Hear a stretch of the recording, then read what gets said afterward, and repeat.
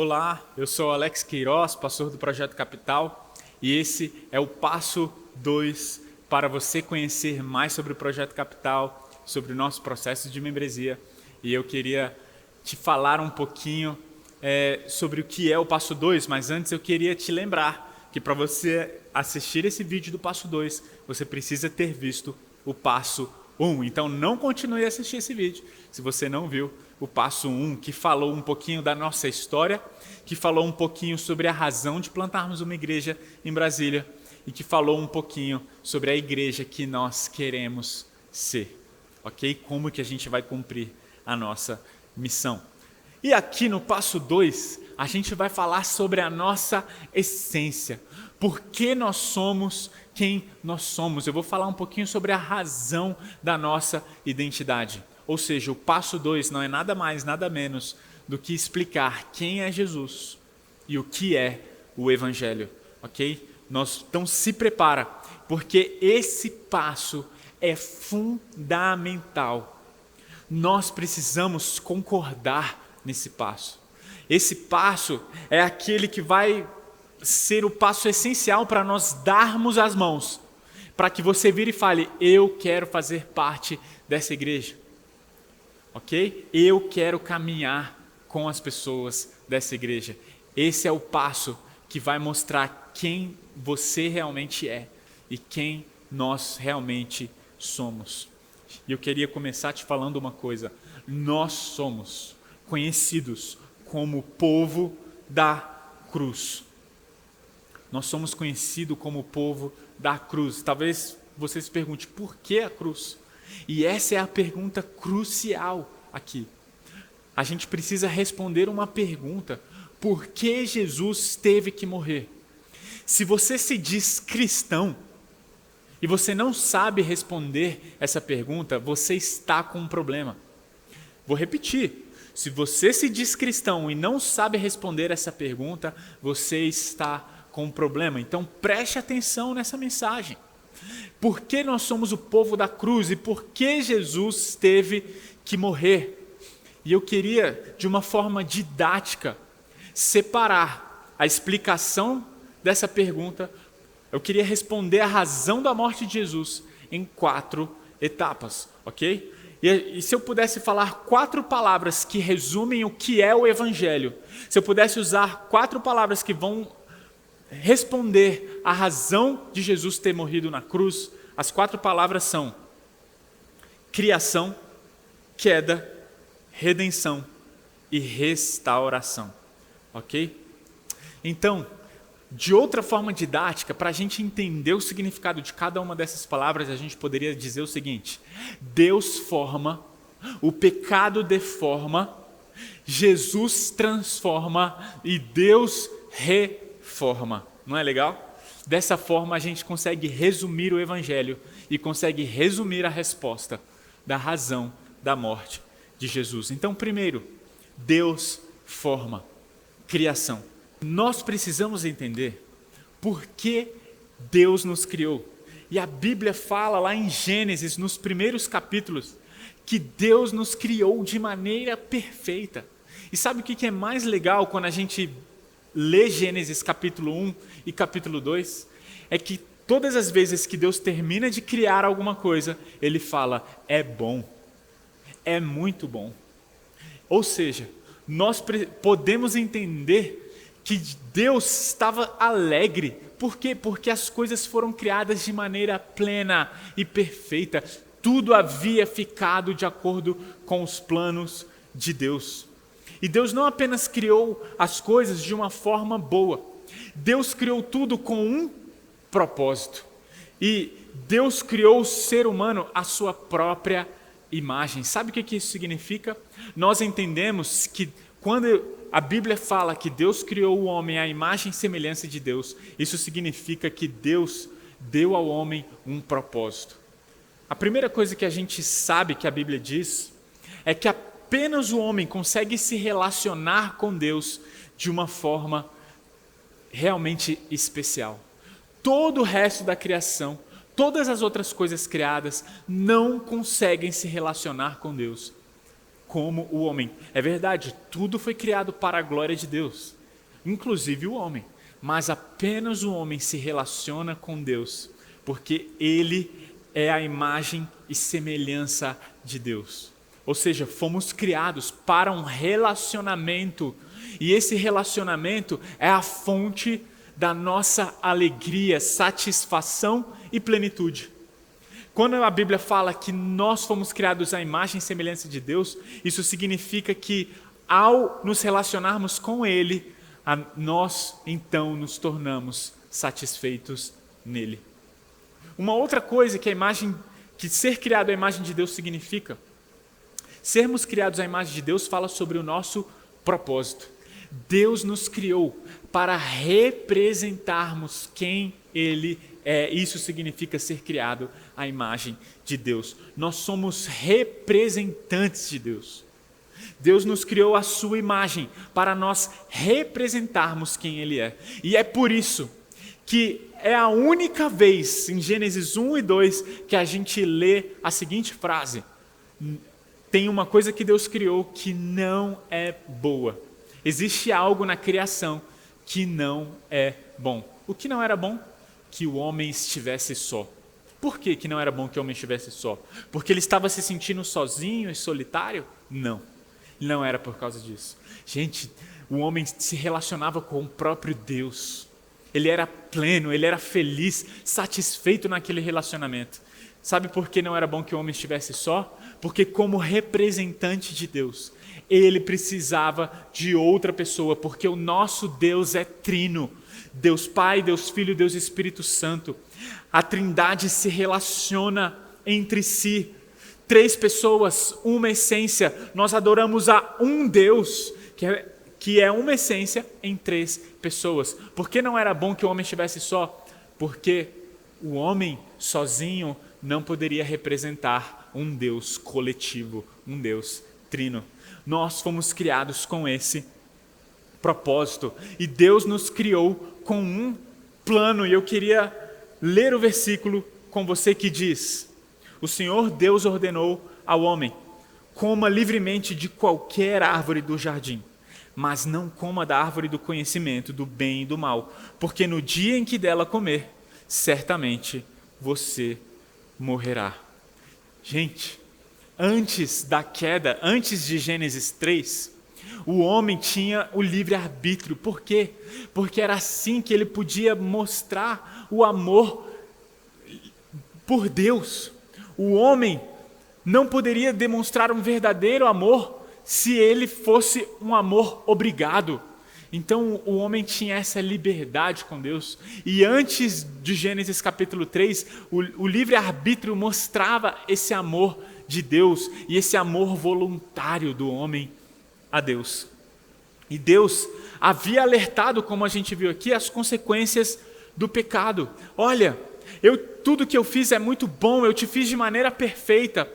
Eu te fiz a minha imagem e semelhança, eu te fiz com um propósito e eu tenho um plano para você. Entretanto, o homem fez a sua escolha. Deus falou: não coma do fruto da árvore do conhecimento do bem e do mal. E a gente vê então que o homem e a mulher desobedeceram. Olha esse versículo que diz: disse a serpente à mulher: certamente não morrerão. Deus sabe que no dia em que dele comerem, seus olhos se abrirão e vocês, como Deus, serão conhecedores do bem e do mal. Deus havia criado um anjo de luz chamado Lúcifer.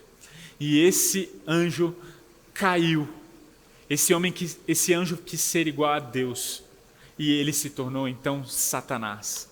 E Satanás, na forma da serpente, foi lá tentar Adão e Eva. E ele chegou a Eva e falou: olha, o que Deus falou para vocês é mentira. O que Deus falou para vocês é mentira. Vocês podem comer desse fruto da árvore do conhecimento do bem e do mal. Sabe por que Deus não quer que vocês comam? Porque no dia que vocês comerem, vocês vão ser iguais a Ele. E aí Eva ficou com essa tentação: eu quero ser como Deus. Eu não quero ser criatura. eu quero ser como o Criador. Eu não estou satisfeito em ser criatura, não estou satisfeito em ser um ser criado. E foi exatamente isso o que aconteceu. Então, a gente viu criação, queda. Agora a gente vai para a nossa segunda palavra, para a nossa segunda frase. Deus forma, o pecado deforma. Olha o que diz em Gênesis 3:6.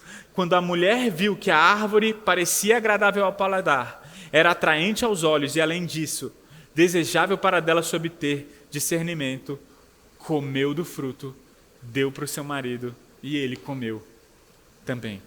Gente, o pecado, ele é, como diz aqui, ele é atraente, agradável e propõe conhecimento, entendimento. Mas, na verdade, o pecado traz consequências. Romanos capítulo 3, versículo 23 diz que todos pecaram e afastados estão da glória de Deus. O homem que foi criado para ser satisfeito no relacionamento com Deus, o homem que foi criado para discernir as coisas do mundo fora de si mesmo, a partir de Deus, a partir da existência de Deus, agora o homem quer tomar o lugar de Deus. O homem quer se colocar no trono de Deus. O pecado fez isso. O pecado tira Deus do centro e coloca o homem no centro.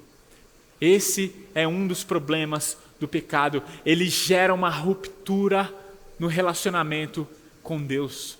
Isaías 59, versículo 2 diz: os pecados de vocês afastaram vocês de Deus. Os nossos pecados nos afastam de Deus. Por quê? Porque Deus é santo, perfeito. E Deus não pode se misturar com aquilo que não é perfeito. E por causa disso, o nosso pecado nos separou de Deus. Outro problema do pecado, ele é atraente, agradável, propõe entendimento, mas, na verdade, além de gerar rupturas no relacionamento, além de nos afastar de Deus, além de corromper o nosso coração e trazer a tentação de nos colocar no lugar de Deus, o pecado, ele escraviza. João capítulo 8, 34 diz: Jesus respondeu: digo-lhes a verdade, todo aquele que vive pecando é escravo do pecado. Vocês entendem? Nós agora temos um grande problema. Por quê? Porque a nossa natureza foi corrompida. Deus nos criou com uma natureza perfeita. Perfeita. Entretanto, depois que o pecado entrou no mundo, a nossa natureza foi corrompida. A imagem de Deus foi manchada, de tal forma que o nosso propósito agora não deixe de ser, ou seja, o pecado faz com que a gente deixe de viver o nosso propósito ideal, perfeito, que é viver para Deus, para a glória de Deus, para nos deleitarmos em Deus, para termos prazer em Deus, no relacionamento com Ele. Agora, por causa do pecado, a gente busca prazeres em outras coisas que não estão em Deus.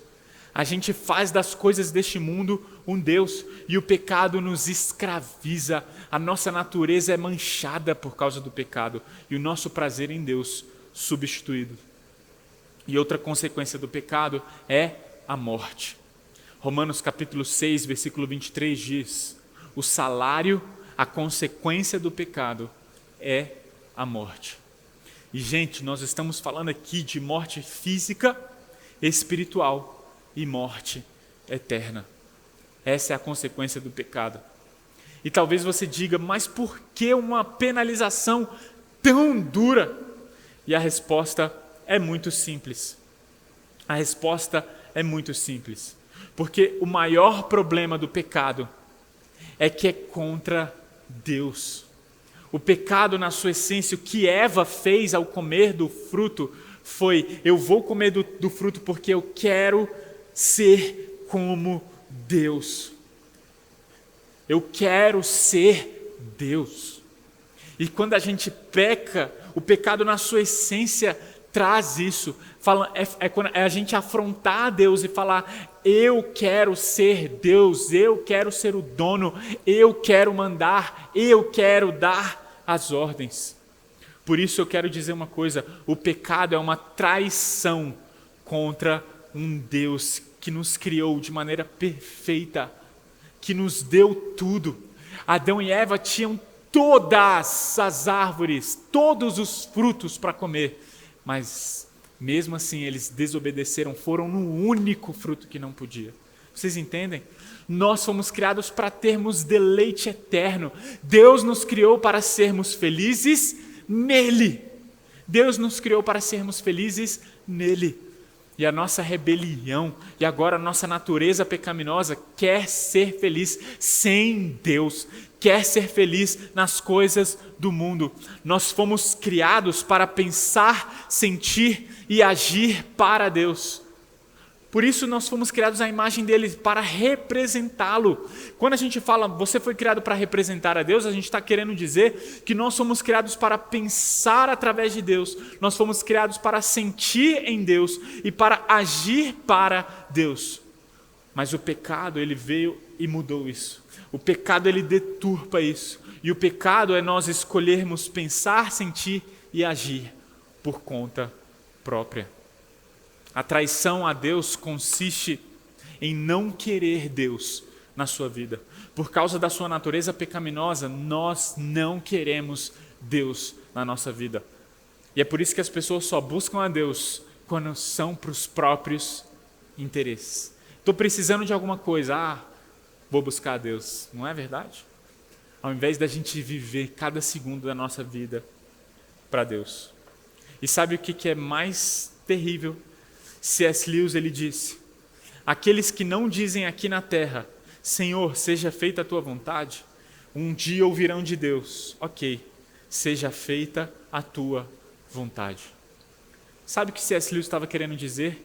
Que a nossa vontade agora, por causa do pecado, é não querer Deus. E um dia Deus vai virar e falar: eu vou deixar você viver sem o meu amor. Sabe o que é o inferno?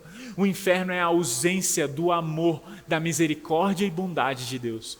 No inferno, Deus estará presente, manifestando ira e justiça em todos aqueles que escolheram viver obstinadamente afastados dele aqui na terra. Ou seja, o pecado é contra Deus, é uma traição contra Deus. E o pecado é uma dívida contra Deus. Não importa o tipo de pecado. Não importa o tipo de pecado. O que importa é que ele foi cometido contra um Deus santo, perfeito e bondoso, incorruptível. John Piper, ele afirma: a gravidade de um crime é determinada, em parte, pela dignidade da pessoa e do cargo que está sendo desrespeitado. Se a pessoa for infinitamente digna, infinitamente ilustre, infinitamente querida e ocupar um cargo de infinita dignidade e autoridade, rejeitá-la é um crime infinitamente ultrajante. Portanto, merece um castigo infinito. Deixa eu ilustrar da seguinte forma: se todos pecaram e o pecado é contra Deus, eu quero te ilustrar uma coisa sobre as consequências do pecado, porque tem muitas pessoas que não se convencem disso. Poxa, como que pode o meu pecado ser condenado eternamente? Olha só. Imagine que você pegue um ovo e você esteja extremamente bravo comigo e eu esteja andando no shopping. E você, quando você me olha, você fala: eu vou tacar um ovo no Alex. E você vai lá e taca um ovo e o ovo me acerta e me suja inteiro. E aí vem os seguranças do shopping, te pegam, ligam para a polícia. Não, ninguém vai ligar para a polícia. Sabe por quê? No máximo os seguranças do shopping vão vir, falar: cara, o que você está fazendo? Vão conversar, vão falar: vai embora daqui, deixa o cara em paz. Não é verdade? Agora imagine que você pegue um ovo e vai atrás do presidente da República para tacar o ovo nele. Vocês acham que apenas alguns seguranças vão te pegar e vão falar para você ir embora para casa? Não. Sabe o que vai acontecer se você tacar um ovo no presidente? Você vai para a cadeia. Você vai ter que responder. As pessoas vão te fazer questionamentos. Você vai ter que prestar contas sérias. E o castigo é extremamente severo. Aí eu te pergunto: poxa, mas não foi a mesma atitude com um e com outro? Sim. O problema é contra quem aquela atitude ruim foi prestada. Gente, um Deus santo, um Deus eterno e perfeito precisa. Então, a condenação precisa ser respondida de maneira santa, eterna e perfeita, perfeitamente justa. É por isso que o pecado contra Deus tem consequências eternas. E por isso eu afirmo, sim, o pecado, por causa do pecado, nós perdemos a nossa natureza plena e perfeita. E agora temos uma natureza suja e corrompida. Por outro lado, e da mesma forma, por causa do pecado, nós somos dignos de condenação.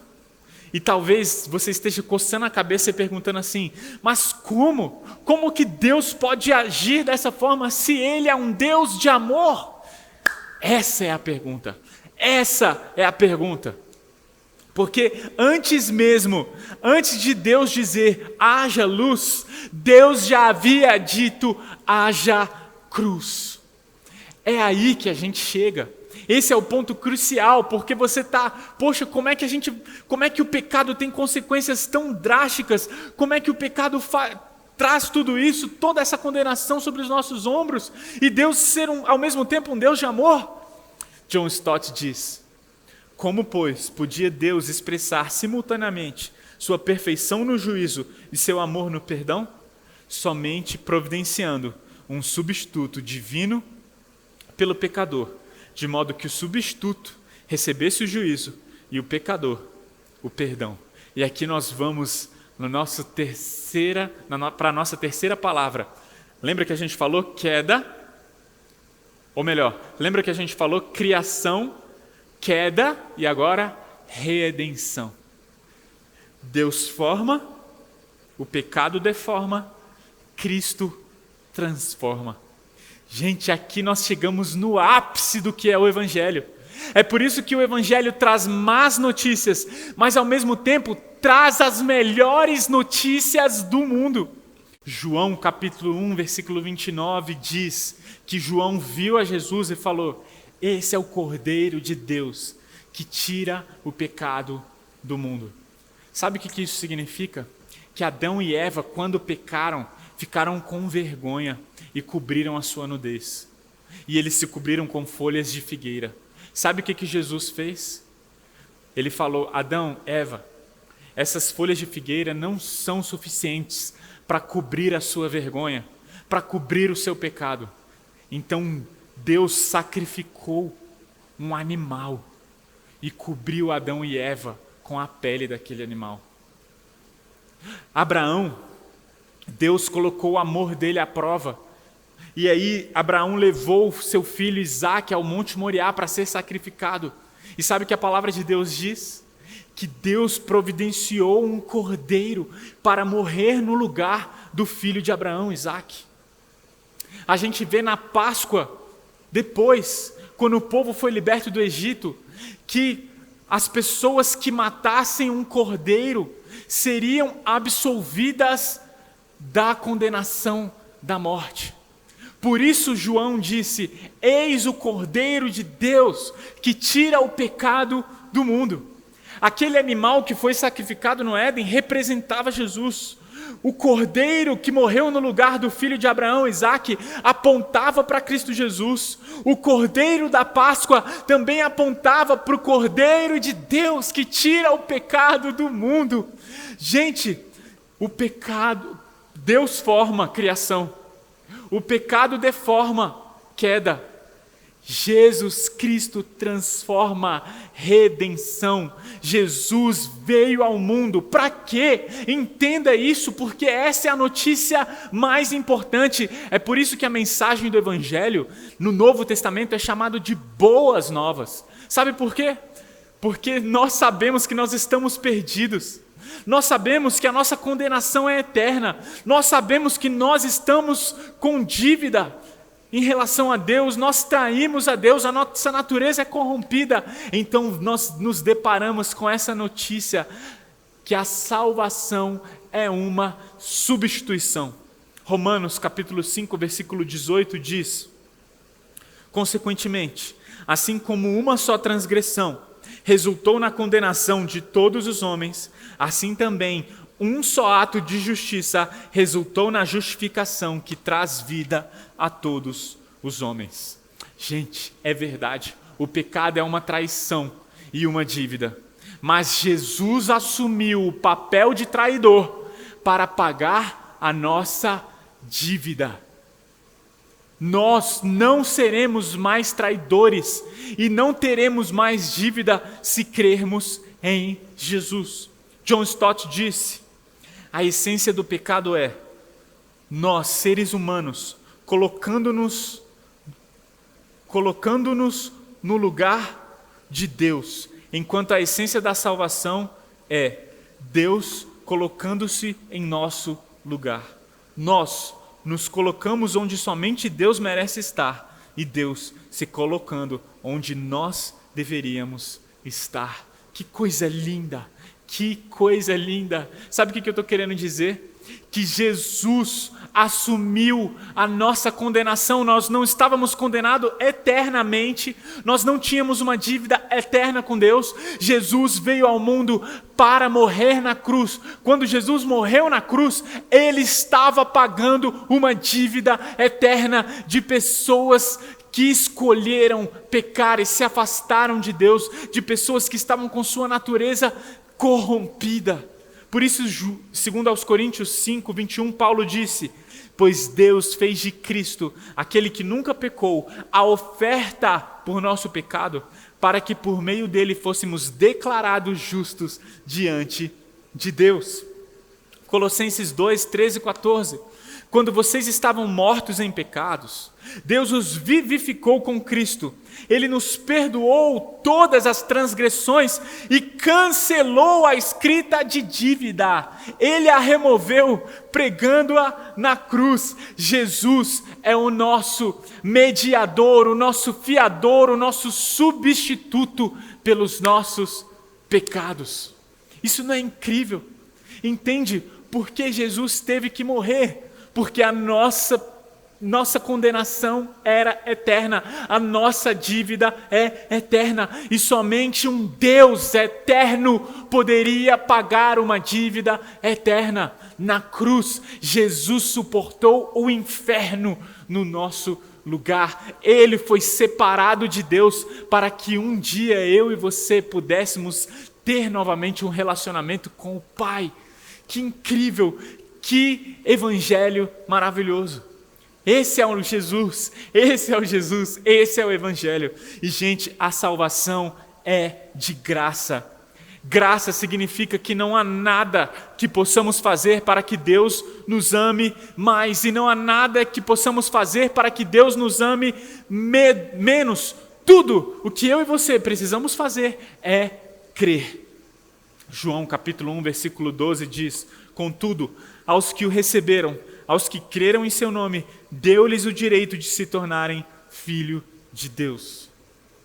Efésios 2, 8, 9 diz: porque pela graça sois salvos mediante a fé, isso não vem de vós, é dom de Deus, não por obras, para que ninguém se glorie. Agora preste atenção nisso. Para Jesus custou tudo, ele foi esmagado, mas para nós a salvação não custou nada, somente termos fé nessa mensagem. Entende? Para ele custou a própria vida, para nós não custou nada, é de graça. A única coisa que nós precisamos é crer. E é por isso que quando Jesus estava na cruz, ele deu um grito antes de morrer, falando: está consumado. Sabe o que significa essa palavra no grego? É a palavra tetelestai. A palavra tetelestai era o carimbo quando os escravos chegavam com a sua carteira de identidade da época.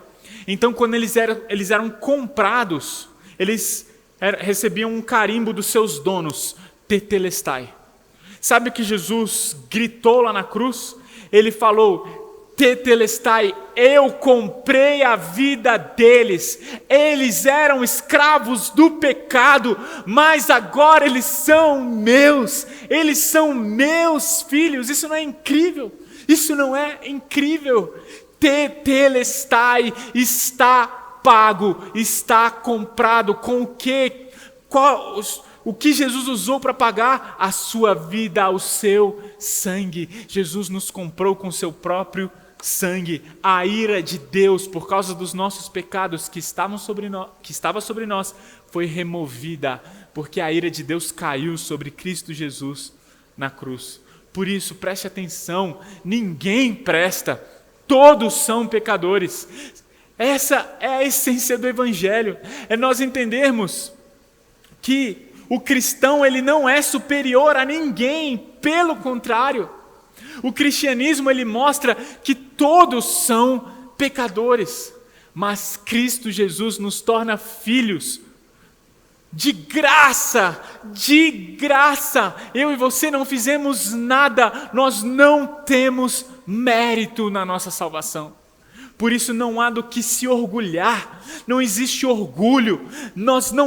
Um cristão que tem o nariz empinado está cometendo um grande equívoco. Sabe por quê? Porque nós só fomos feitos filhos de Deus por causa de Jesus. Não é por sua causa, você não tem méritos. Ninguém presta, ninguém presta. Por isso, entenda de uma vez por todas, Deus não cobra nada para mim e para você sermos salvos, para nós sermos salvos. Deus não cobra nada de mim e de você. A única coisa que precisamos é crer nele, crer nessa mensagem, crer em Jesus, crer nesse sacrifício. Não é por mérito, é obra de Deus, obra exclusiva de Jesus. Pela graça nós somos salvos. Lembra-se que a gente falou? Criação, queda, redenção. E por último, restauração. Restauração. Deus forma, o pecado deforma, Cristo transforma, Deus reforma. Segundo aos Coríntios 5, 17 e 18 diz: portanto, se alguém está em Cristo, é nova criação. As coisas antigas já passaram, eis que surgiram coisas novas. Tudo isso provém de Deus, que nos reconciliou consigo mesmo por meio de Cristo. Santificação, presta atenção. Santificação é o projeto de Deus, enquanto não somos plenamente santos. Santificação é o projeto de Deus aqui na terra, enquanto não somos plenamente santos. Você lembra que Deus nos criou de maneira perfeita à sua imagem e a imagem de Deus foi manchada em nós? Deus ele quer reformar, Deus ele quer restaurar a imagem de Jesus em mim e em você. Esse é o plano de Deus. Por isso a gente está aqui na terra, para fazer discípulos, para que a gente possa pregar essa mensagem de salvação, para pregar essas boas novas de Cristo Jesus, e para que a gente se torne cada vez mais parecidos com Jesus. Ele quer restaurar a imagem de Cristo em nós aqui na terra. Não somos mais escravos do pecado. Então preste atenção. A santificação é viver aquilo que Deus declarou que eu fosse na redenção. A santificação é viver aquilo que Deus declarou que eu fosse na redenção. Por isso, a gente prega a mensagem de salvação, a gente fala do amor de Jesus e a gente quer ser restaurado por Ele. Deus fala: venham a mim como vocês estão, venham do jeito que vocês estão. E Deus nos ama demais para nos deixar do jeito que nós estamos. Ele quer nos restaurar, Ele quer nos santificar, Ele quer realmente nos transformar. E a gente crê que um dia tudo será consumado. A gente crê que um dia nós seremos semelhantes a Ele. Toda a perfeição daquele plano perfeito será reestabelecida nas nossas vidas. Isso não é incrível? Por isso entenda, a restauração é um processo, E nós queremos ser discípulos de Jesus, queremos ser seguidores de Jesus. E se você quer ser um seguidor de Jesus, você então vai começar ou continuar um processo de restauração de Deus na sua vida. Por isso eu te convido, venha viver em novidade de vida. E para encerrar, eu quero enfatizar, a salvação é pela fé. A salvação não é por obras. João 6,29 diz, Jesus lhes disse, esta é a única obra que Deus quer de vocês. Creiam naquele que Ele enviou. Essa é a única obra que Deus quer de vocês. Creiam naquele que Ele enviou. Por isso eu posso garantir para você, nós somos o povo da cruz. Sabe por quê? Porque quando Jesus morreu na cruz, éramos nós morrendo na cruz. Ele nos substituiu. Quando Jesus ressuscitou dos mortos, nós ressuscitamos com Ele.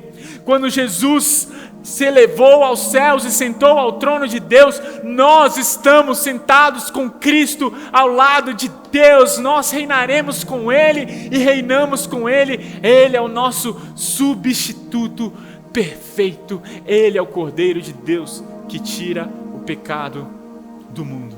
E é por isso que eu quero dizer uma coisa. Para fazer parte dessa igreja, você precisa crer nessa mensagem. Nós, dessa igreja, acreditamos que o verdadeiro discípulo de Jesus crê no Evangelho dessa forma. E se você quiser se juntar a nós nessa missão, se você quer pregar esse Evangelho junto com a gente, por favor, junte-se a nós e se prepare para o passo 3 e 4, que eu tenho certeza que Deus vai continuar falando ao seu coração, e eu tenho certeza que você vai entender aonde nós queremos chegar como igreja. Deus te abençoe.